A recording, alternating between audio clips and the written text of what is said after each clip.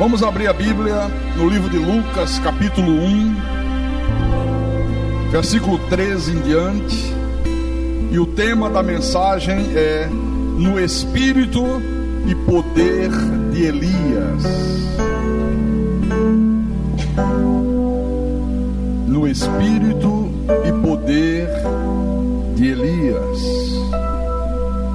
Lucas capítulo 1, versículo 13 em diante. E diz assim o texto bíblico: Disse-lhe, porém, o anjo: Zacarias, não temas, porque a tua oração foi ouvida. E Isabel, tua mulher, te dará à luz um filho, a quem darás o nome de João. Em ti haverá prazer e alegria, e muitos se regozijarão com o seu nascimento.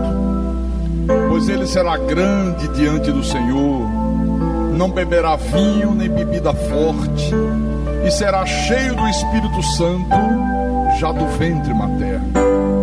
E converterá muito dos filhos de Israel ao Senhor seu Deus. E irá adiante do Senhor no Espírito e poder de Elias, para converter o coração dos pais aos filhos, converter os desobedientes à prudência dos justos, e habilitar para o Senhor um povo preparado. Vamos orar para que o Espírito Santo nos dê discernimento e nos faça compreender o sentido dessa palavra. Oremos ao nome do Senhor Jesus Cristo, nosso Deus e nosso Pai.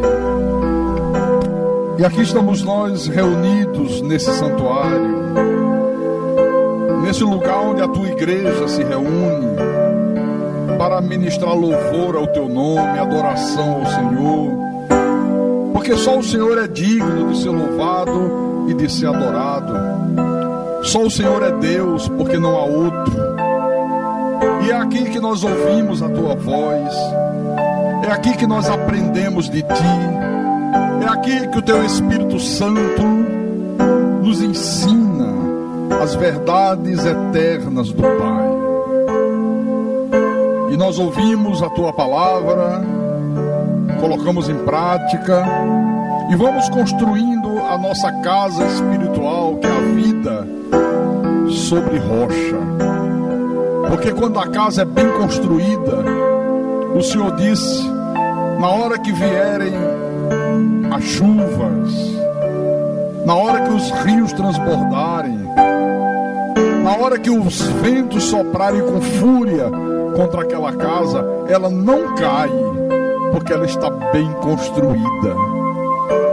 Essa chuva, esses rios, esses ventos são as lutas da vida, são os problemas, são as dificuldades, são as aflições que todos nós enfrentamos ao longo da nossa existência nesse corpo de carne.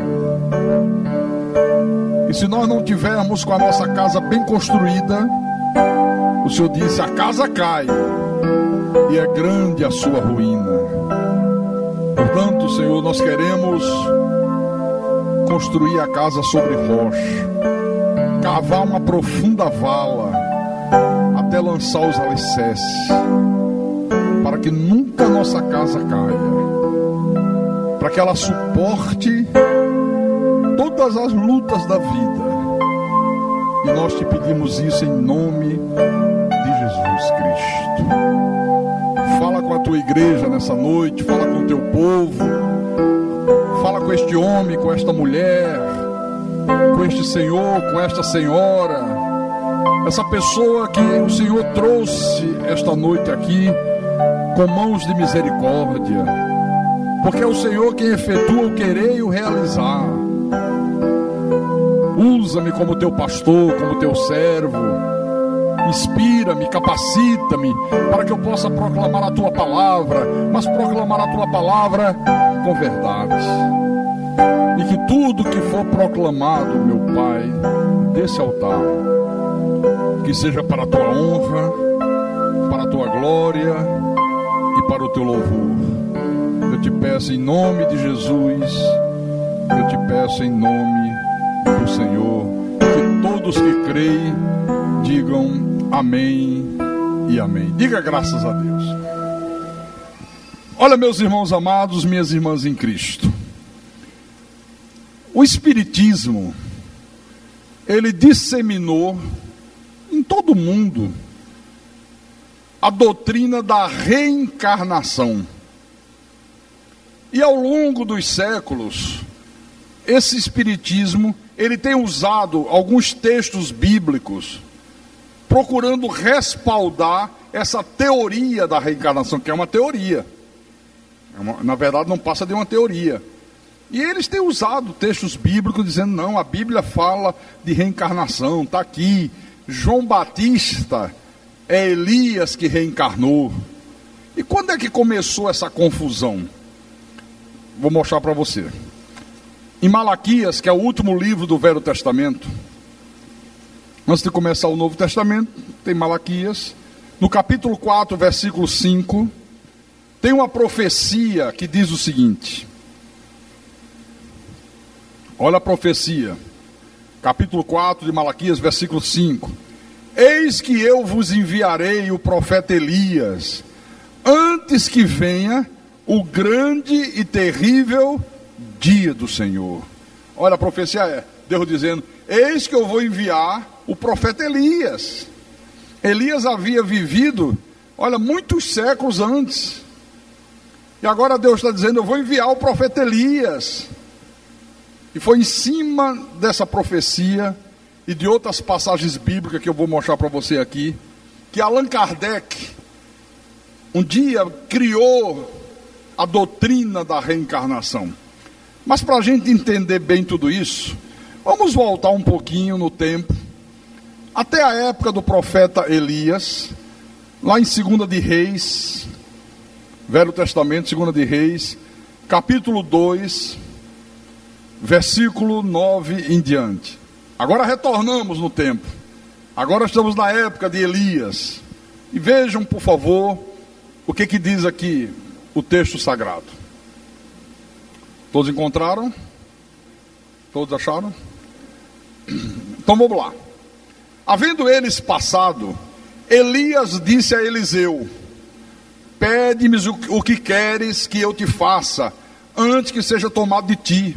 Aí Eliseu disse para Elias, peço-te que me toque por herança, porção dobrada do teu espírito. Aí tornou Elias a dizer, dura coisa pediste, todavia, se me vires, quando eu for tomado de ti, assim se te fará. Porém, se não me vires, não se fará. Indo eles andando e falando, eis que um carro de fogo, com cavalos de fogo, os separou um do outro. E Elias subiu ao céu num redemoinho. Primeira coisa, que espírito é este aqui que Eliseu pediu a Elias que lhe concedesse como herança uma porção dobrada desse espírito? Que espírito era esse? Era o espírito de coragem, o espírito de intrepidez, o espírito de ousadia, que era uma característica do profeta Elias. Era ousado, era intrépido, era corajoso, era um homem de uma fé extraordinária. Então nesse texto aqui mostra que nesse dia o profeta Elias foi arrebatado ao céu no redemoinho. Veio um carro de fogo, uma carruagem, cavalo de fogo, separou um do outro, e quando Eliseu olha, Elias é arrebatado aos céus no redemoinho, vivo. Pois bem, os dois viveram na mesma época, eram amigos, está aqui, e portanto, não havia a mínima possibilidade de um ser a encarnação do outro. Não podia, viviam juntos, não é verdade? Mas aqui no versículo 15, desse mesmo capítulo 2, diz assim: vendo-o, pois, os discípulos dos profetas que estavam defronte em Jericó disseram: o espírito de Elias repousa sobre Eliseu. Vieram-lhe ao encontro e se prostraram diante dele em terra. Olha, estamos percebendo que o espírito de Elias repousa sobre Eliseu, ou seja, a mesma coragem de Elias, a mesma intrepidez de Elias, a mesma ousadia de Elias, eles agora viam nas atitudes de Eliseu. E rapaz, o cara tem o mesmo espírito, tem a mesma ousadia, tem a mesma coragem, tem a mesma intrepidez. Então veja, a mesma coisa aconteceu em relação a João Batista. Elias não reencarnou em João Batista como Allan Kardec supôs, como Allan Kardec imaginou e criou essa teoria da reencarnação, e hoje milhões e milhões de pessoas no mundo creem nessa mentira. Não há isso aqui na Bíblia. Vamos lá em Mateus, capítulo 11. Mateus, capítulo 11. Versículo 10. Presta atenção. É Jesus falando sobre João Batista. Jesus diz assim: este é de quem está escrito: eis aí eu envio diante da tua face o meu mensageiro, o qual preparará o teu caminho diante de ti. Em verdade vos digo, entre os nascidos de mulher, ninguém apareceu maior do que João Batista, mas o menor no reino dos céus é maior do que ele. Aí no versículo 14, Jesus diz assim: e se o quereis reconhecer, ele mesmo é Elias, que estava para vir. Olha que coisa. E se vocês querem saber da verdade, esse João Batista aí, ele é Elias, que estava para vir. Aquele Elias que Deus disse: eu vou enviar Elias. É João é Elias. Olha a confusão que começou aqui. E foi em cima disso aqui que Allan Kardec idealizou essa teoria da reencarnação. Vira um pouco à frente, no capítulo 17, desse mesmo livro de Mateus. Mateus capítulo 17, versículo 10 em diante.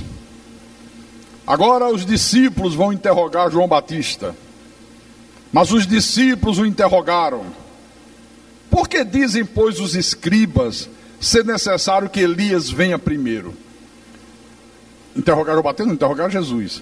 Então Jesus respondeu: de fato, Elias virá e restaurará todas as coisas. Eu, porém, vos declaro que Elias já veio e não o reconheceram. Antes fizeram com ele tudo quanto quiseram. Assim também o Filho do Homem há de padecer nas mãos deles. Versículo 13. Então os discípulos entenderam que lhes falara a respeito de João Batista. Olha, na verdade Elias já veio. É João. E fizeram tudo o que quiseram com ele. Maltrataram, mataram-no, degolaram-lhe a cabeça. E vão fazer a mesma coisa com o Filho do Homem, se referindo a ele mesmo. Volte lá em Lucas capítulo 1. Vamos voltar lá. Lucas capítulo 1, versículo 15 em diante. Aquele texto, um pedaço do texto que nós abrimos a mensagem. O anjo falando com Zacarias, pai de João Batista, acerca de João. Capítulo 1, versículo 15. Pois ele será grande diante do Senhor, não beberá vinho, nem bebida forte, e será cheio do Espírito Santo, já do ventre materno. E converterá muito dos filhos de Israel ao Senhor seu Deus. E irá adiante do Senhor no espírito e poder de Elias, para converter o coração dos pais aos filhos, converter os desobedientes, a prudência dos justos, e habilitar para o Senhor um povo preparado. Olha, irmãos, aqui não diz que João Batista seria uma reencarnação de Elias. Não. O anjo está dizendo aqui a Zacarias que João Batista teria virtudes idênticas à do profeta Elias, que ele ia desenvolver um ministério semelhante ao de Elias, com a mesma garra, com a mesma ousadia, com a mesma coragem, com a mesma intrepidez, com a mesma fé. E olha como é interessante o paralelo. Elias foi e repreendeu Acabe, que era o rei de Israel. João Batista foi e repreendeu Herodes. Elias foi perseguido violentamente por Jezabel. João Batista foi perseguido por Herodias. Os dois tinham o mesmo espírito, o mesmo ministério. E para aqueles que procuram apoio bíblico para essa teoria da reencarnação, o próprio João não deixou dúvida acerca disso. Vamos um pouco à frente no livro de João, capítulo 1. João capítulo 1, versículo 19 em diante. Este foi o testemunho de João, quando os judeus lhe enviaram de Jerusalém, sacerdotes e levitas, para lhe perguntarem: quem és tu? Ele confessou e não negou. Confessou: eu não sou o Cristo. Então lhe perguntaram: quem és, pois? És tu Elias? Ele disse: não sou. És tu o profeta? Respondeu: não. Aí disseram-lhe, pois: declara-nos quem és, para que demos resposta àquele que nos enviaram. Que dizes a respeito de ti mesmo? Então ele respondeu: eu sou a voz do que clama no deserto, endireitai o caminho do Senhor, como disse o profeta Isaías. Você vê como João foi claro? Você é Elias? Eu não sou Elias, eu sou João. Não tenho nada com de Elias. Porque eles pensavam que Elias ia voltar no outro corpo, a reencarnação. Não. Quando o texto diz que ele virá no mesmo espírito e poder de Elias, com um ministério semelhante, com a intrepidez semelhante, com a mesma garra, com a mesma coragem, com a mesma determinação, com a mesma fé. E quando você examina o ministério dos dois, são absolutamente iguais. Bom, isso aí era só para dar uma clareada sobre essa coisa aí de reencarnação. Mas agora eu quero dizer para você que esse espírito de Elias tem que estar presente na vida de todo filho de Deus que já experimentou o milagre do novo nascimento. Se a pessoa é de Deus, se a pessoa é predestinada por Deus, chegou o dia que Deus a chama das trevas para a sua maravilhosa luz. A partir daquele dia que ela nasce de novo, que ela passa a ter o Espírito Santo em sua vida, ela tem que ter esse mesmo espírito de Elias aqui. Por quê? É a pergunta. Sabe por quê? Porque hoje, irmãos, nós enfrentamos nesse mundo as mesmas situações de apostasia, as mesmas situações de perseguições, de oposição a Deus, que havia no tempo de Elias. E você não pode enfrentar esse tipo de situação se você não tiver o mesmo espírito e poder de Elias. No tempo do profeta Elias, depois você lê em casa com calma, no capítulo 16 de 1 de Reis, lá mostra em detalhes que naquela época a nação de Israel estava completamente dividida, fruto da malignidade dos homens, da malignidade dos seus líderes espirituais, porque naquela época, ao invés de manter a aliança que o próprio Deus havia feito com Davi, eles deram lugar a uma disputa por poder, a uma disputa por cargo, a uma disputa para receber a glória desse mundo. Aí depois você vai lá no capítulo 12 de 1 de Reis, que lá mostra detalhadamente como aconteceu essa divisão. Agora, vamos fazer um paralelo, usando como pano de fundo Israel e a igreja. Fazer esse paralelo. Na época do profeta Elias, a situação de Israel, que era o reino do norte, era a pior possível. A nação de Israel era composta de um povo falido moralmente e espiritualmente. Um povo que já naquele tempo havia deixado de lado os preceitos de Deus, deram ouvidos à liderança dos reis, e aqueles reis que iam assumindo, o comando da nação, sucessivamente, a história mostra isso, foi afundando o povo mais e mais na lama do pecado, na lama da iniquidade, na lama da apostasia. Irmãos, igreja, não tem sido diferente com a maioria das denominações que existem nos dias de hoje. A maioria das denominações são formadas por gente completamente diferentes à palavra, completamente indiferentes à verdade da Bíblia.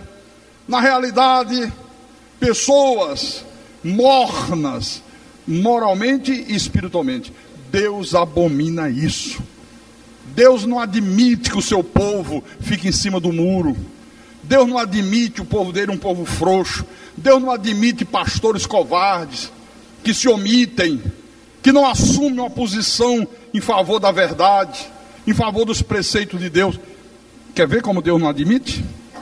Vá lá no último livro da Bíblia, Apocalipse,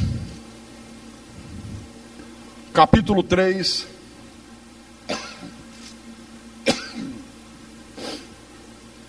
versículo, vamos ler o 15 e 16. É a carta à igreja de Laodiceia. Capítulo 3 de Apocalipse, versículo 15. Deus diz assim: conheço as tuas obras, que nem és frio nem quente. Quem dera fosses frio ou quente. Assim, porque és morno, e nem és quente nem frio, estou a ponto de vomitar-te da minha boca. Olha, não tem nada pior do que o sujeito ser morno.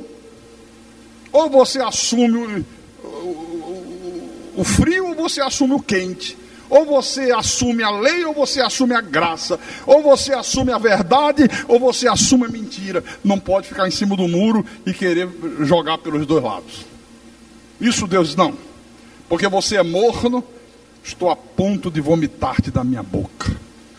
Você sabe quando uma pessoa está empachada, passando mal, manda tomar água morna, que ela provoca, né?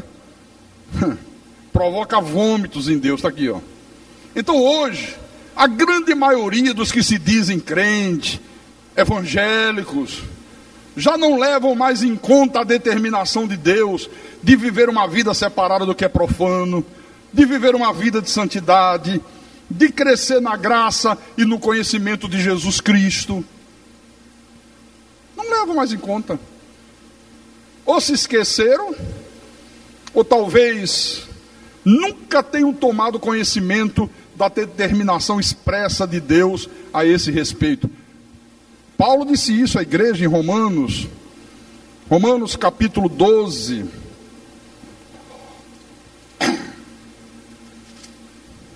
Romanos capítulo 12, versículo 2. Olha o que Deus mandou Paulo falar com a igreja. Vou ler o versículo 1 também, que é muito interessante. Rogo-vos, pois, irmãos, pelas misericórdias de Deus, que apresentei o vosso corpo por sacrifício vivo, santo e agradável a Deus, que é o vosso culto racional. O culto a Deus tem que ser um culto racional, e é cada um de per si. O que é que nós estamos fazendo aqui? Apresentando a Deus o nosso corpo, estamos aqui de corpo presente, por sacrifício vivo, santo e agradável a Deus, que é o vosso culto racional. Não pode ser um culto irracional, não pode ser gente correndo, gritando, babando, falando palavras ininteligíveis, dizendo que é o Espírito Santo. Que Espírito Santo que nada? Pode ser o Espírito do Santo, mas não o Espírito Santo. Isso é o culto irracional, que é o que você mais vê por aí. Mas o versículo 2 é que é a questão.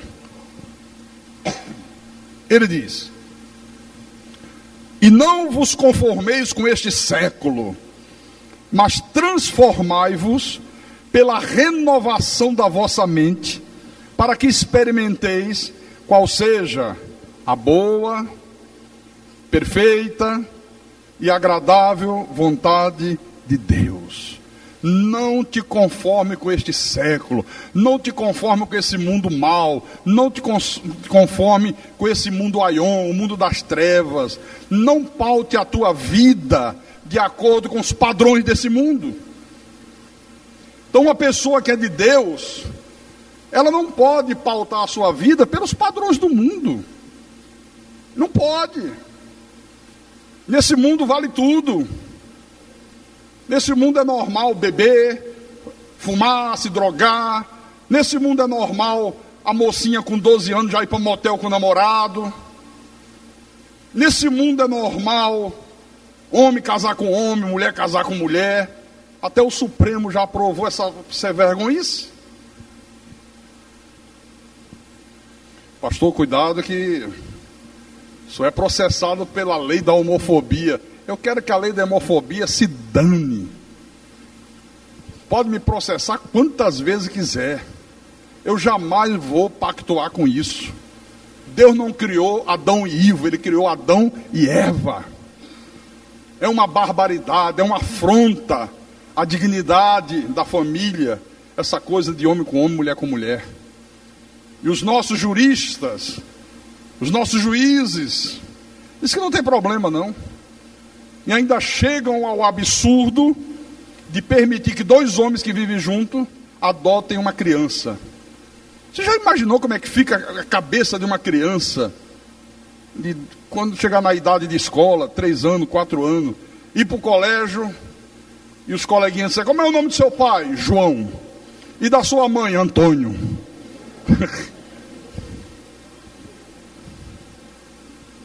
Gente, não, a gente ri, a gente faz um pouco de brincadeira com isso, mas é sério.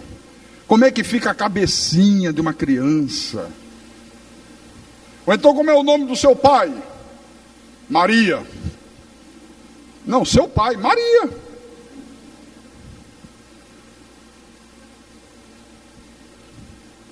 Não vos conformeis com este século. Não te conforme com ele. Paute a tua vida de acordo com o padrão de Deus, não com o padrão do mundo. Amém? Agora deixa eu fazer uma pergunta. Quem era o líder da nação de Israel durante o ministério do profeta Elias? Quem? O rei Acabe. Um homem fraco, sem caráter, sem firmeza espiritual, e que era facilmente manipulado por Jezabel, que era a mulher dele. Irmãos, na igreja hoje é a mesma coisa. Olha, a derrocada espiritual geralmente começa através de quem deveria guiar o povo, admoestar o povo, repreender o povo, sabe, zelar pela pureza da palavra de Deus, e não faz. Normalmente a derrocada espiritual começa pelo pastor, começa pelo líder espiritual. Segura aí. Abra em 2 Timóteo. 2 Timóteo capítulo 4, versículo 1 e 2.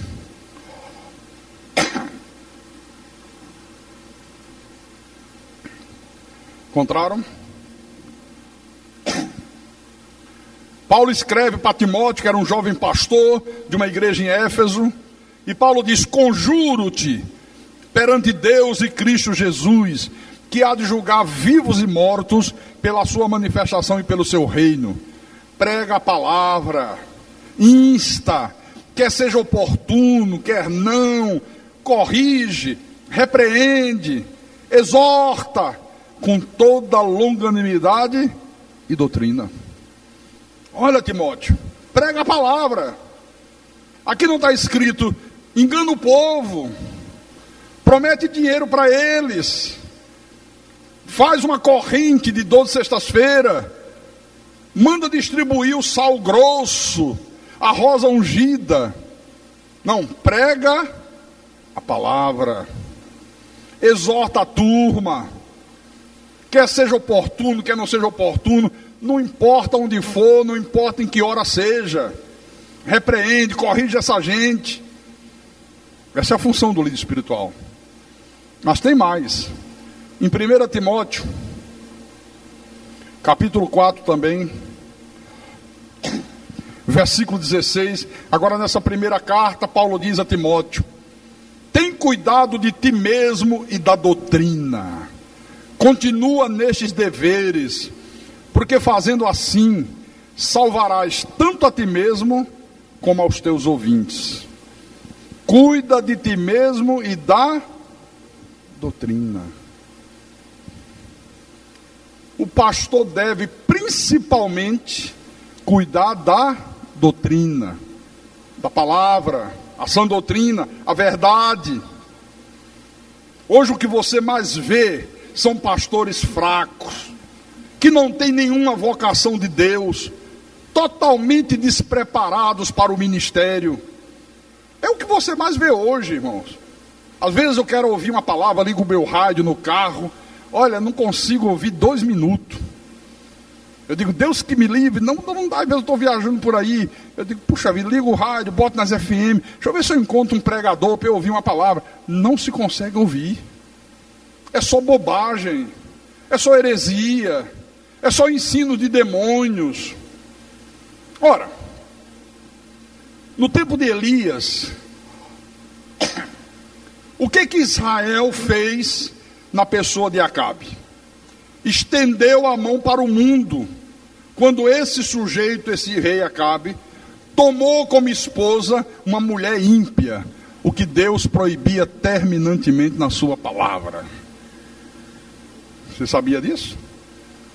Você que é solteiro aqui da igreja, moço, rapazes e moças, olha, não case com uma pessoa incrédula. Case com você, moça, case com um homem de Deus, que você tenha certeza que é de Deus, que você veja frutos do Espírito Santo naquele homem, naquele rapaz. A mesma coisa o rapaz. Não, pastor, o meu namorado, pastor, não é convertido, mas eu vou embarcar nessa canoa pela fé. Eu tenho fé que ele vai se converter. É mesmo, é? E se ele for um vaso de desonra?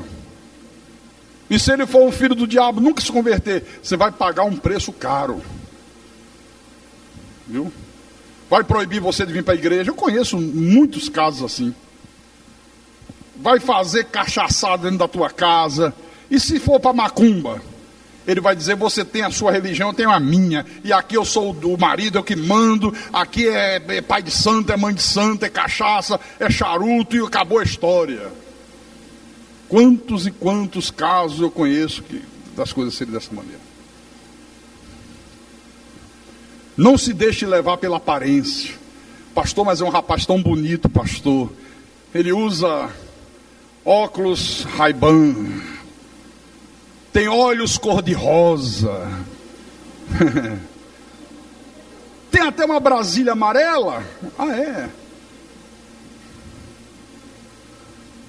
Pastor, o senhor precisa conhecer a moça, pastor. Violão. Vai nesse violão que você vai ver. Você vai ver quando ele começar a tocar desafinado. E você vai querer afinar e não afina nunca. Aí você vai ver o que é bom para tosse. Aí você vai descobrir com quantos paus se faz uma jangada. E aí já é tarde. Tá aqui. Foi o que esse sujeito aqui fez. Viu? O povo de Israel estendeu a mão para o mundo quando ele tomou como esposa uma ímpia chamada Jezabel. Vamos voltar lá em 1 de Reis. 1 de Reis, capítulo 16.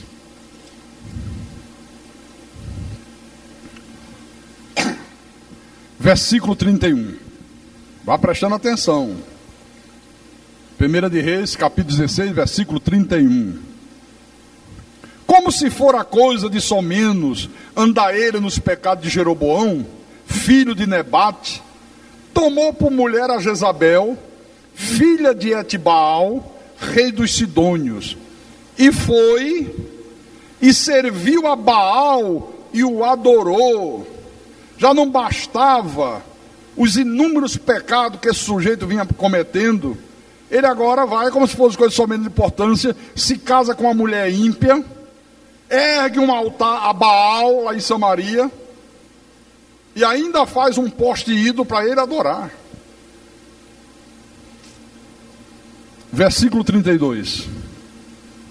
Levantou um altar a Baal na casa de Baal que edificaram em Samaria. Também Acabe fez um poste ídolo, de maneira que cometeu mais abominações para irritar ao Senhor, Deus de Israel, do que todos os reis de Israel que foram antes dele. Aí eu pergunto, o que tem feito nos dias de hoje a maioria das denominações? Não importa que denominação, a mesma coisa. Elas estendem a mão para o mundo quando os seus líderes se aliam a políticos corruptos, quando o próprio líder deixa de cuidar das ovelhas para entrar na política. Pastor não pode ser político, pastor não pode ser candidato a nada. Jesus dizia assim: larga a pesca, a partir de hoje você será pescador de almas.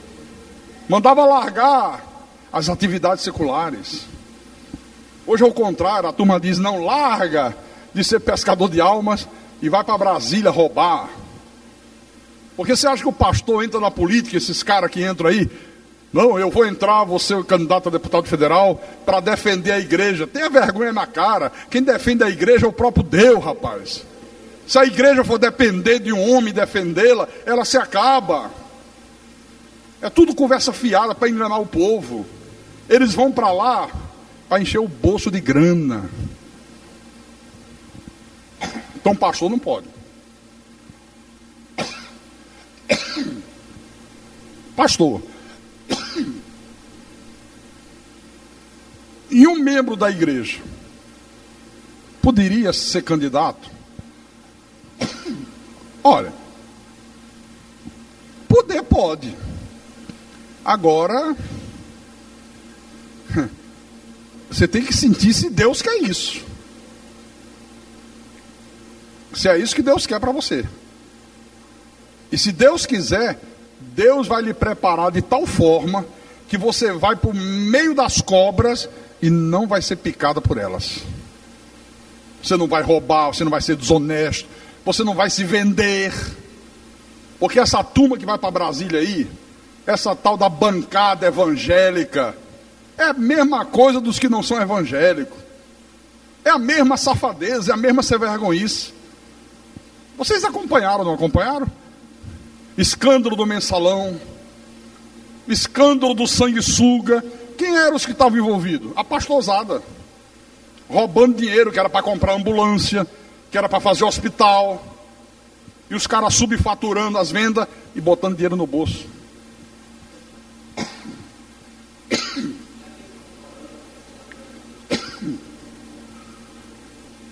Aquela turma lá do ex-governador de Brasília, o Arruda, você viu que filmaram a turma pegando dinheiro, guardando?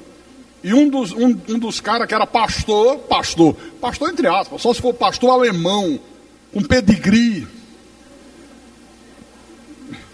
E filmaram o cara com o safado que corrompia, que dava dinheiro. Vamos fazer uma oração: Senhor, abençoa fulano, pedindo para Deus abençoar o ladrão.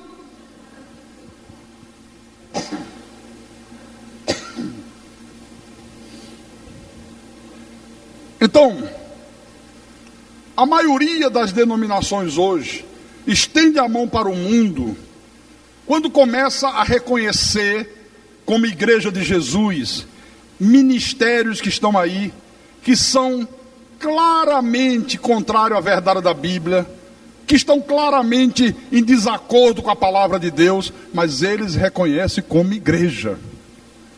Aqui não, meu irmão. Aqui a história é outra. Alguém pergunta para mim: pastor, a Igreja Universal é de Deus? Não, é do diabo. É uma seita satânica.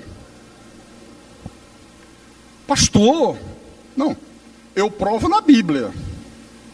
Não vou provar com a minha experiência, do que eu vivi, do que eu conheci, do que eu vi. Não, vou provar com Bíblia. Então, é uma das filhas da grande meretriz. Não me pergunte outras não, que eu vou dizer a verdade, tá? Vamos parar por aí. Porque tem gente que fica muito melindrado, né? Não, mas o pastor Carlos não devia falar assim, isso é falta de ética. Não existe ética para o erro. Não existe ética para erro, pelo amor de Deus, não existe. Então, elas levantam um poste ídolo quando começa a exercer uma verdadeira idolatria por determinados líderes, principalmente esses televangelistas, essa turma que está toda hora na televisão fazendo programa. Esses caras, eles fazem de tudo para que o povo os idolatre. Começa a exercer uma verdadeira idolatria. Fala mal do Edir Macedo, para você ver. Chega ali perto da Universal e fala de Edir Macedo. A turma corre para arrancar seu pescoço fora. Eles ficam enlouquecidos. Se você falar mal da Bíblia, eles não estão nem aí.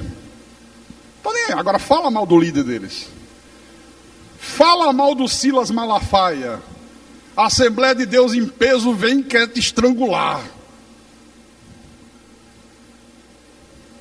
E você ergueu um poste ídolo.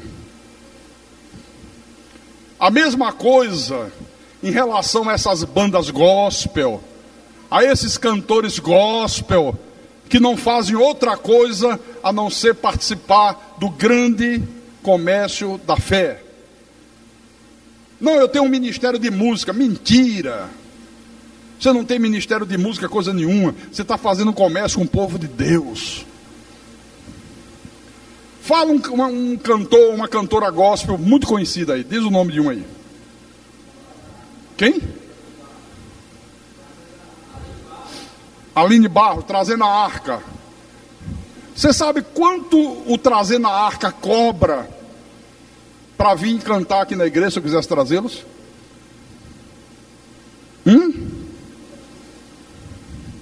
Você sabe como é o esquema? Eu sei. Eu não estou falando por ouvir dizer, não. Eu sei.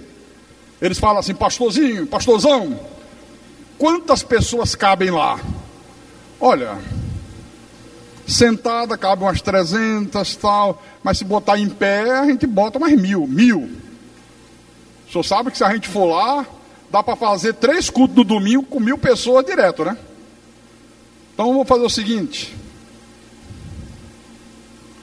o senhor dá um cachezinho aí para ajudar, só nas passagens, tal, né? 15 mil reais. Aqui ele não faz esse jogo não, mas por aí é assim. Porque o pastor também vai arrancar o pelo de todo mundo e vai ter uma arrecadação violenta. Paga 15, mas arrecada 100. Esses shows gospel, olha, é triste, irmãos. A maioria desse pessoal que promove esses shows gospel é tudo gente ímpia. A maioria são incrédulos, tem nada a ver com Deus, não querem nada com Deus, mas descobriram um filão de ouro que é o mundo evangélico. E o povo idolatra. É um verdadeiro poste ídolo. Então, a verdade, meus irmãos, que poucos admitem, é que há uma decadência terrível no mundo espiritual. Por isso eu estou fazendo esse paralelo entre Israel e a igreja hoje.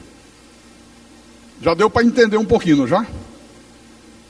Então agora que nós já entendemos essa similaridade, vamos agora começar a comparação entre Elias e os filhos de Deus hoje, né? O que o profeta Elias fez diante daquele ambiente de apostasia, de idolatria, de desprezo por Deus, de desprezo pela verdade sagrada, o que o profeta Elias fez? Sabe o que ele fez? Ele foi lá e ele proclamou juízo de Deus sobre aquela nação adúltera. Foi isso que Elias fez. Capítulo 17. 1 de Reis, capítulo 17. Estamos aqui, ó. Acompanhe a leitura do versículo 1. Então Elias, o tesbita, dos moradores de Gileade, disse a Acabe, foi direto ao rei, ao líder: tão certo como vive o Senhor, Deus de Israel, perante cuja face estou, nem orvalho, nem chuva haverá nestes anos, segundo a minha palavra. Olha, eu vim trazer um recado de Deus. Vocês estão brincando com Deus, vocês estão zombando de Deus, vocês estão dando as costas para Deus, vocês estão escarnecendo da verdade. E Deus mandou dizer para você que não vai haver orvalho nem chuva nos próximos anos, segundo a minha palavra, segundo o recado que eu estou trazendo para vocês. Está aqui, ó. Olha, irmãos, Deus usa os seus servos para dar recado àqueles que estão praticando coisas que Ele abomina, que Ele, Deus, abomina. Naquele tempo, Deus usou o profeta Elias. Hoje Ele usa cada um de nós aqui. Ele usa a palavra para anunciar julgamento sobre aqueles que estão praticando o que é abominável aos olhos de Deus. Ele usa a mim, Ele usa você. Então, todo filho de Deus tem que estar absolutamente consciente que isto é mandamento de Deus, é um mandamento divino. E ai de mim se não fizer isso, e ai de você se você não fizer isso. Jesus vai dizer: ai, quem me dera você fosse frio ou quente, como você é morno, estou a ponto de vomitar-te da minha boca. Pastor, é mandamento de Deus? É. Abrem Efésios, capítulo 5, versículo 11.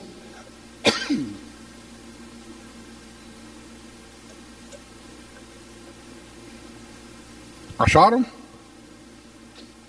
Efésios capítulo 5, versículo 11. Olha o que Deus fala com a igreja: e não sejais cúmplice nas obras infrutíferas das trevas, antes, porém, reprovai-as. Não seja um cúmplice, reprove, condene, diga isso é do diabo, diga isso não tem nada a ver com Deus. Porque se você não reprovar, se você não condenar, você está sendo cúmplice das obras infrutíferas das trevas. Vamos voltar lá em 1 de Reis, capítulo 17,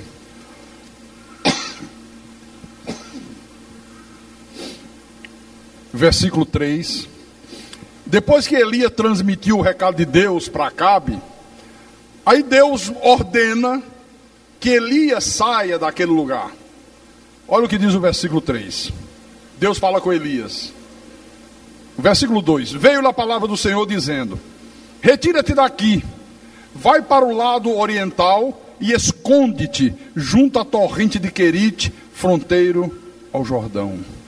Retira-te daqui, sai dessa terra, sai do meio dessa gente, sai do meio dessa nação adúltera, sai do meio desses apóstatas. Retira-te daqui. Irmãos, essa mesma ordem Deus dá hoje para o seu povo, para mim e para você, para que a gente se afaste de todo e qualquer lugar que pratica abominação aos olhos de Deus. Pastor, hoje Deus ordena isso? Ordena. Vou te provar. 2 aos Coríntios,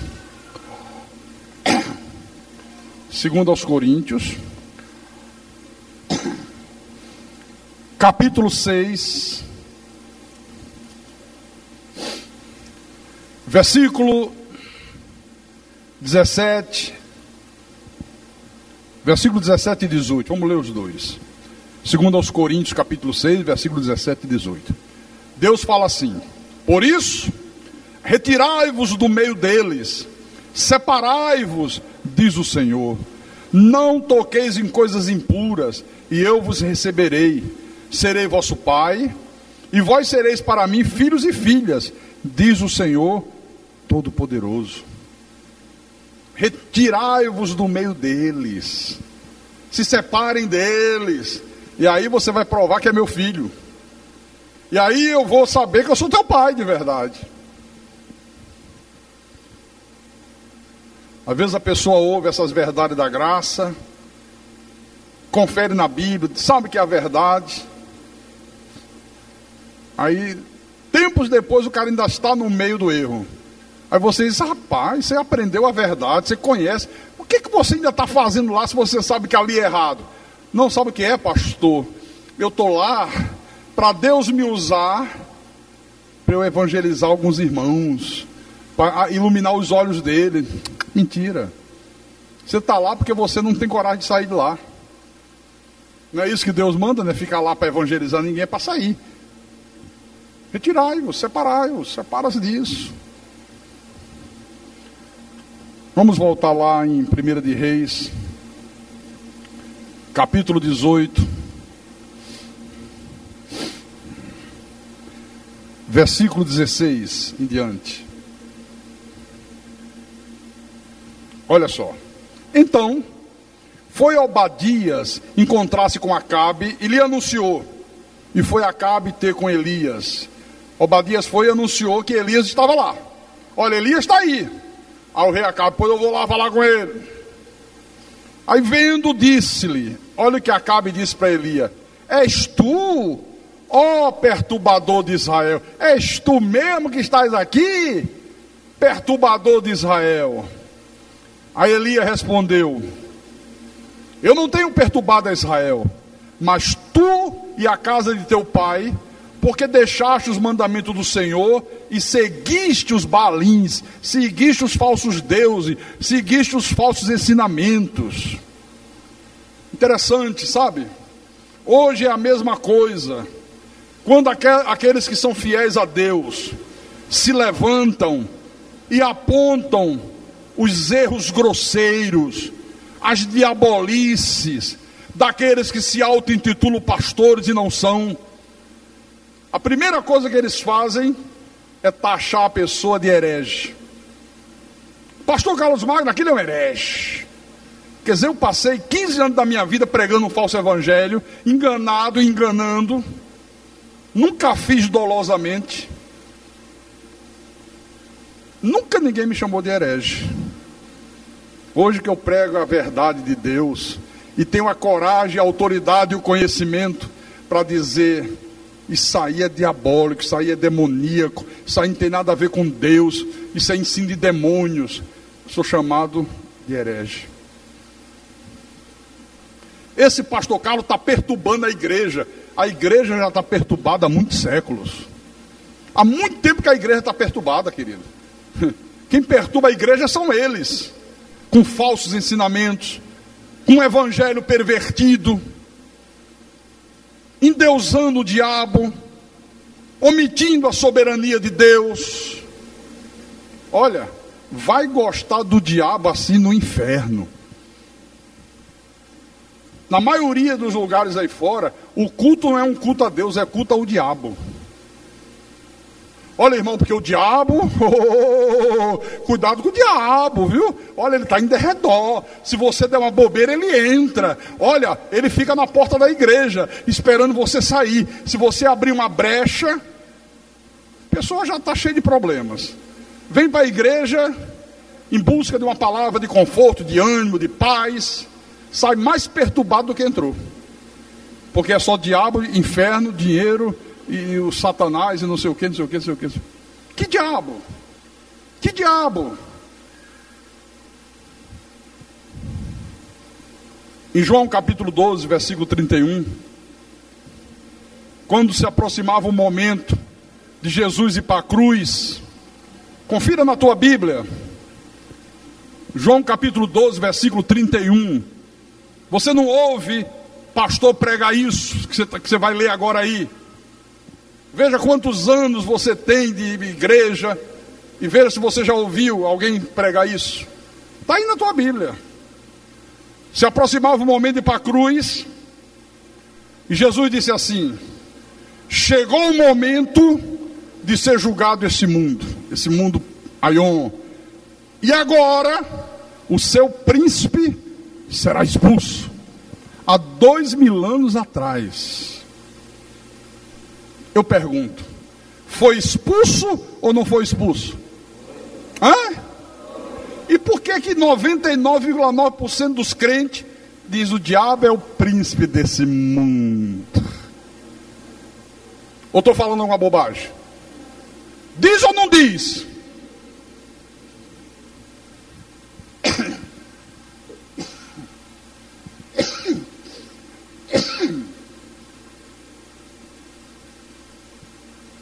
Aí eles aproveitam a ignorância espiritual do povo, e o profeta Oséias já dizia, Deus falando através do profeta: o meu povo está sendo destruído porque lhe falta o conhecimento.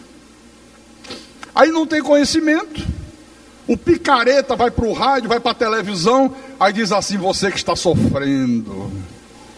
Quem é que não sofre nesse mundo, hein? Jesus disse: no mundo tereis aflições. Mas ele também disse: não temas, eu venci o mundo, vocês também vão vencer. Então todo mundo nesse mundo passa por aflições, problemas, dificuldades, crises financeiras, doenças, todos. Mas quando a pessoa não tem conhecimento, o safado espiritual vem de lá e diz assim: você que está sofrendo, você que está desempregado, você que está doente, isso é um demônio que está na tua vida. O espírito da doença. Você que tem um marido que bebe, é o Zé Pilintra, o espírito da cachaça. Aí quem não conhece Bíblia, ouve essas coisas, a pessoa está desesperada querendo uma solução, ela acredita e vai. Então tira esse demônio aqui daqui. E aí se torna um círculo vicioso. Nunca mais a pessoa sai daquela arapuca, a não ser se for um eleito de Deus e Deus tirar. Se não for, não sai mais nunca. Fica preso. Não sai nunca. E nem vê a sua vida mudar em nada.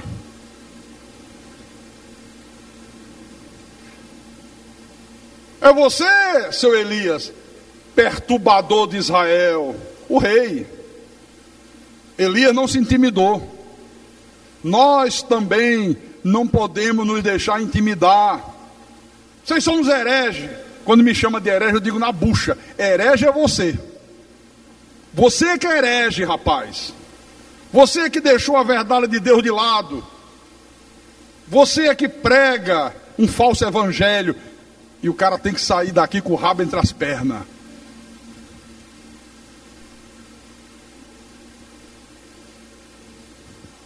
O ano passado, o ano retrasado, não sei muito bem, o ano retrasado eu acho, era aniversário da nossa igreja de Fortaleza. Eu fui numa feira gospel que tinha aqui. Uma pessoa me chamou para ir, eu nem gosto de ir nesse lugar, mas me chamou e eu fui. E chegou lá o rapaz disse: deixa eu apresentar o senhor aqui, a pastor fulano, da Igreja Verbo da Vida. E quando eu passei pela Feiras Gospel, tinha uma pastorzada lá que me olhava assim como se fosse leproso, sabe? Eu estou muito preocupado com vocês, morrendo de preocupação. Mas é verdade mesmo. Mas esse me tratou bem, pastor, tal. Aí naquele papo, no domingo seguinte, era o aniversário da igreja. Aí esse rapaz disse: Por que você não leva o grupo de vocês? Eles têm um grupo de louvor muito grande, né? Para se apresentar na festa da igreja do pastor Carlos. Ele disse, levo sim, pastor. Inclusive vou logo lhe dar o nosso DVD. Já gravamos um DVD. Me deu um DVD, me deu um CD. Eu digo, mas vocês vão mesmo? Vamos. Já estava palavrado. Terça-feira eu vou lá na sua igreja para a gente ver o tamanho do altar, porque são muitos equipamentos, ver o som que vocês têm. Tá bom. No meio da semana ele veio aqui. Ele e outro pastor. É muito bom, é grande. Tem espaço, legal. Aí fomos para o gabinete pastoral. Aí naquela conversa, né? Toda hora era porque o diabo. Aí eu digo, peraí, pastor, dá licença. Você acredita mesmo nesse tal diabo? Claro, o senhor não acredita não. Eu digo, nem um pouco. Eu acredito no Deus Todo-Poderoso. Eu acredito no Rei de Reis, no Senhor de Senhores.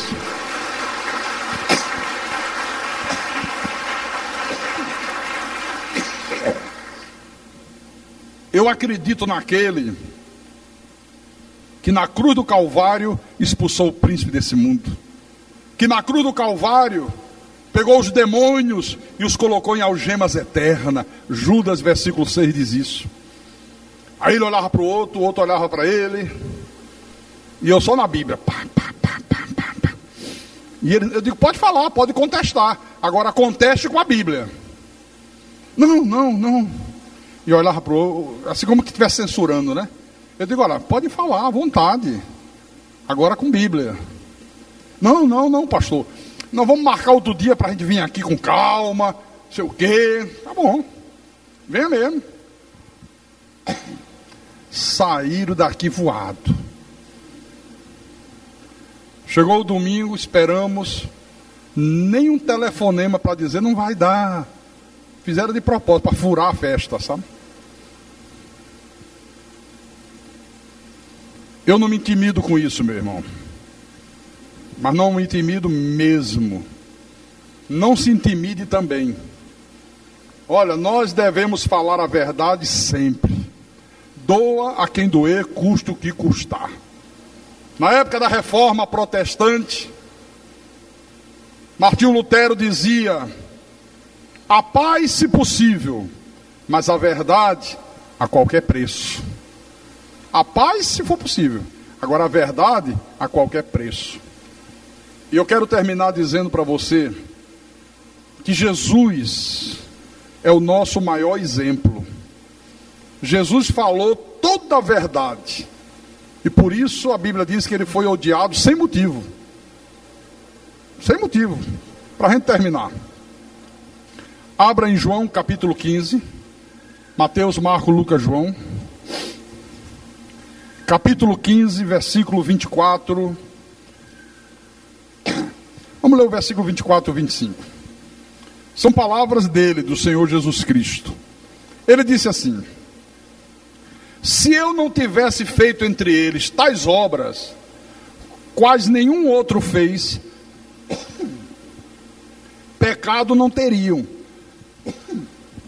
Mas agora, não somente têm eles visto, mas também odiado, tanto a mim como a meu Pai.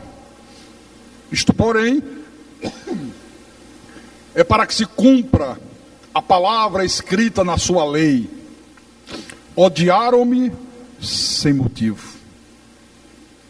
Jesus não deu motivo nenhum para ser alvo de tanto ódio como foi.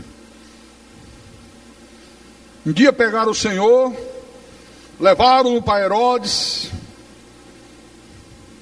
como se fosse um malfeitor, um ladrão, um assassino, um estrupador, um pedófilo. E os maus estavam todos lá, acordados. Os filhos do diabo estavam todos acordados, tudo atrás. Os de Deus estavam todos dormindo. Mas os do diabo estavam lá, acompanhando passo a passo.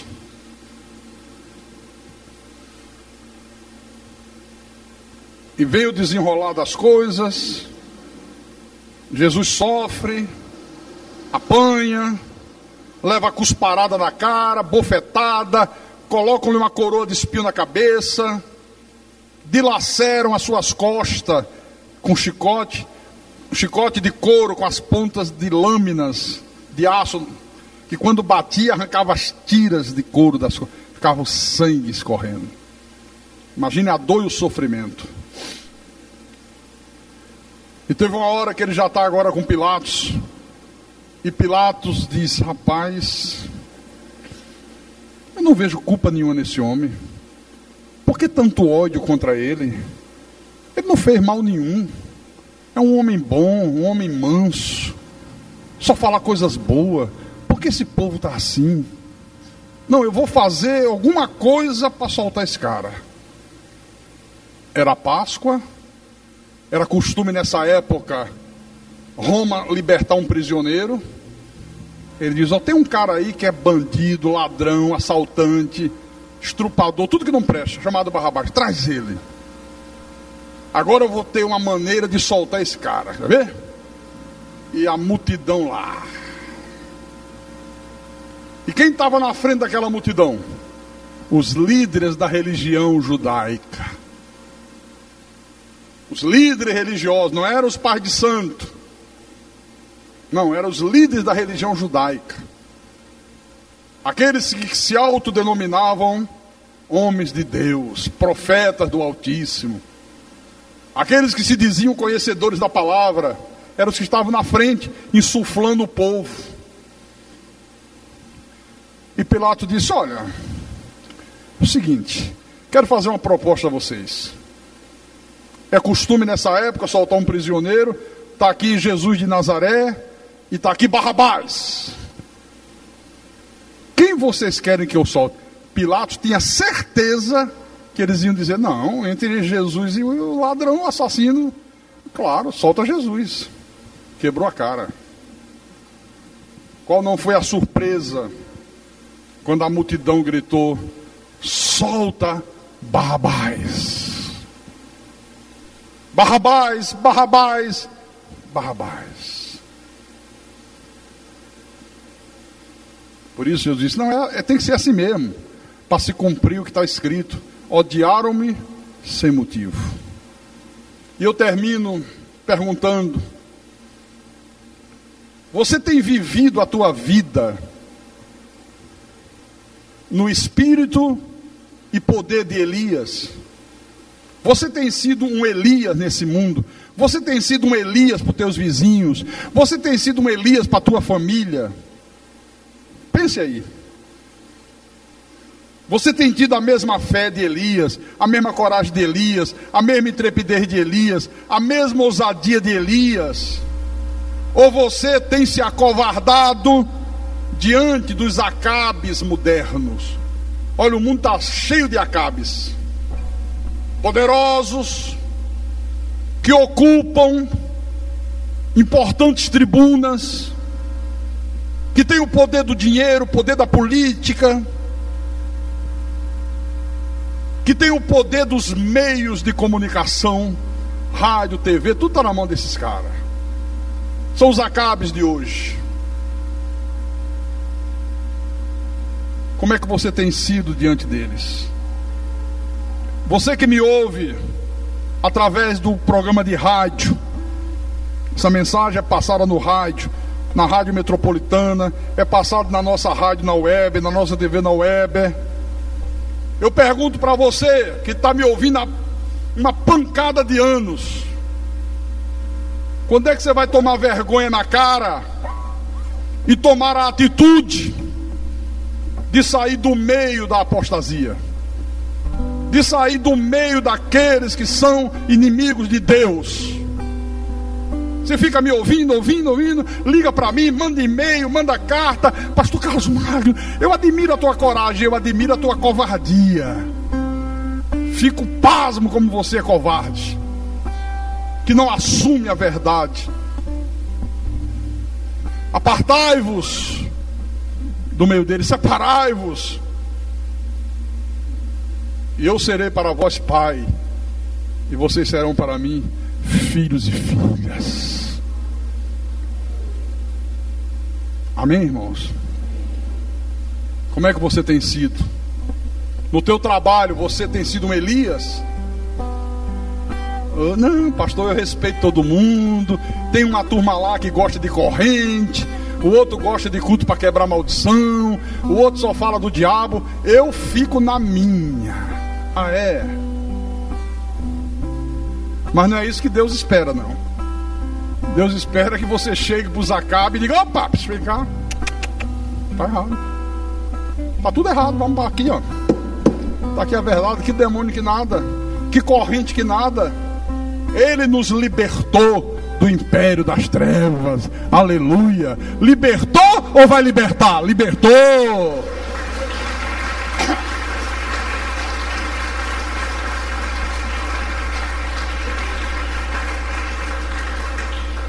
Não, mas eu estou fazendo a corrente dos empresários, que eu quero ter carro do ano, eu quero ter uma mansão. Vem cá, querido, está errado, isso é do diabo. Olha o que Deus fala aqui: tendo o que comer, o que beber, o que vestir, estejais satisfeito. Os que querem ficar ricos caem em muitas tentações e ciladas. E fica essa cambada aí, induzindo o povo a buscar riqueza, uma verdadeira corrida do ouro, tudo contrário a Deus. Amém?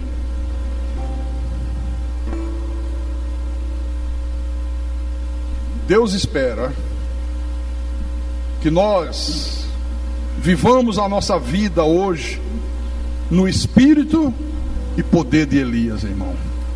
Senão nós estamos vivendo uma farsa. Senão nós estaremos sendo pior do que os fariseus. No espírito e poder de Elias. Não se acovarde, não tenha medo, viu?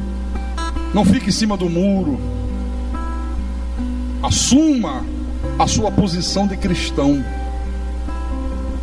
Impunhe a espada do Espírito, que é a palavra da verdade. E somente assim Deus será glorificado através da tua vida, em nome do Senhor Jesus Cristo. Amém? Depois a gente continua, viu?